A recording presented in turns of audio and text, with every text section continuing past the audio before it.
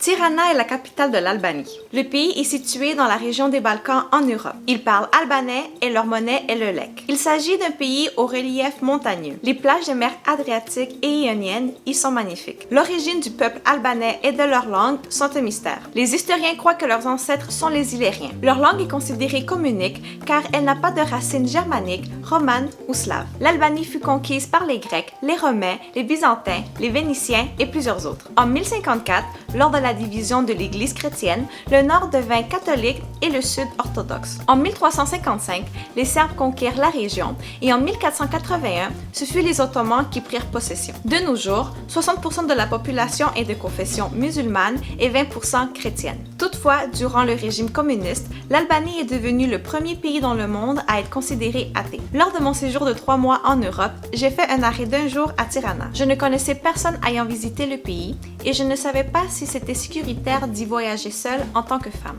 Il n'y a pas beaucoup de tourisme comme dans d'autres pays d'Europe. En résumé, c'était plutôt l'inconnu face à cette destination qui faisait en sorte que j'étais réticente à m'y rendre. J'ai toutefois visité le lieu le plus emblématique de la capitale, la place Skandergöb. Je suis également allée au Musée national de l'histoire. Vous y retrouverez le pavillon sur l'Antiquité, le Moyen Âge, la Renaissance, l'indépendance, l'iconographie, la guerre antifasciste, sur le communisme et sur Mère Teresa. Et oui, Mère Teresa est albanaise. J'ai adoré le musée. C'était vraiment riche en histoire. Juste en face du musée, vous avez le Palais de la Culture, la mosquée Etem Bey, Bank Art 2 qui parle de la période du communisme en Albanie, une église orthodoxe, des vestiges ottomans et plusieurs autres sites touristiques. Tout près se trouve la pyramide de Tirana qui fut bâtie sous le régime communiste. Tout près du musée national se trouve le restaurant Souvlak Spécial où j'ai mangé des pitas souvlaki à 1 €. En soirée, avec des personnes de mon auberge, nous sommes partis manger à un restaurant servant des plats traditionnels albanais. C'était délicieux. J'ai quitté le restaurant avant les autres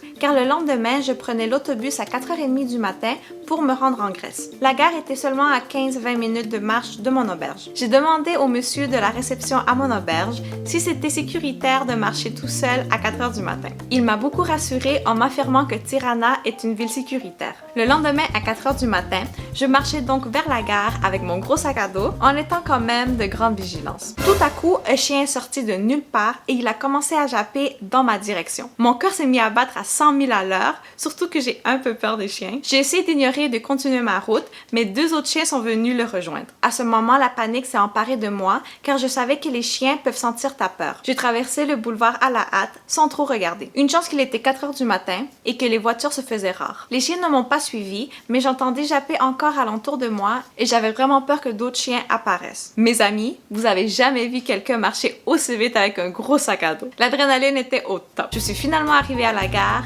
où une autre aventure m'attendait. 10 heures de trajet d'autobus qui s'est avéré à être 14 heures. J'étais aussi la seule touriste dans l'autobus. Quand il a fallu descendre à la frontière pour étamper nos passeports, nous étions tous en ligne et j'ai remarqué que le chauffeur d'autobus me regardait avec une certaine curiosité. Il m'avait demandé mes origines et si j'avais aimé son pays. Quand j'ai eu fini de répondre, les personnes derrière moi lui ont demandé c'était quoi ma réponse. J'ai déduit le sujet de leur conversation par leurs gestes et le mot Canada entendu à plusieurs reprises. J'ai trouvé ça drôle et mignon en même temps. Quand nous étions à point d'arrivée, une jeune fille qui parlait un peu anglais a essayé de m'expliquer qu'il y avait 2 arrêts et que je devais descendre au 2e. Quand je suis arrivée à la ville de Thessaloniki en Grèce, une autre fille qui voyageait avec moi a vu que je demandais plusieurs questions dans la gare et que les personnes ne parlaient pas vraiment anglais. Heureusement, elle parlait super bien anglais et elle est venue à ma rescousse. Ce fut mon ange gardien. Elle m'a expliqué qu'une vanne viendrait nous chercher pour nous amener au centre-ville de Thessaloniki. Rendue là-bas, elle m'a aidé à acheter les billets d'autobus et elle m'a raccompagnée jusqu'à l'arrêt d'autobus. Il est certain que je retournerai en Albanie. Pendant le peu de temps que j'y étais,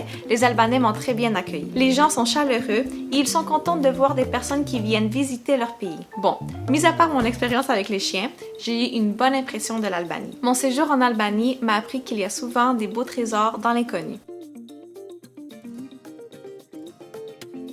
Si vous avez aimé ma vidéo, n'oubliez pas de cliquer sur like, de partager et de vous abonner à ma chaîne. Suivez-moi sur Facebook et Instagram. À chaque semaine, je mets des informations sur les villes que j'ai visitées. Faleminderit!